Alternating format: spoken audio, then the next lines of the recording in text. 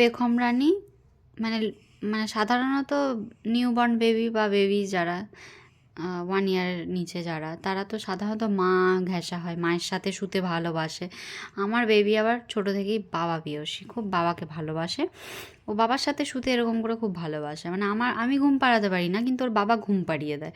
মানে এটা আমার ব্যর্থতা বলতে পারেন হয়তো, মেবি, বাট এটা আমার ভালো লাগে। আমিও বাবা প্রিয়সীই ছিলাম। ন্যাচারালি মেয়েরা একটু বাবাকেই বেশি ভালোবাসে। তো এটা আমার মেয়ের ছোটোবেলা থেকেই। আমার মেয়ে, ওর বাবা যেমন ওকে ভালোবাসে, ওর প্রাণ, তেমন ওর বাবারও মানে ওর বাবা ওর প্রাণ। সেটা ছোটোবেলা থেকে ও বুঝিয়ে দেয়।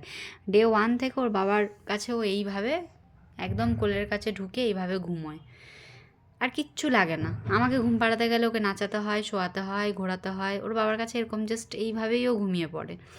এটা দেখে আমার খুব ভালো লাগে, তাই এটা আপনাদের সবার সাথে শেয়ার করছি। এই হচ্ছে আমার পেখম রানী তার বাবার কাছে রিল্যাক্সে একদম নিশ্চিন্তে ঘুমোচ্ছে।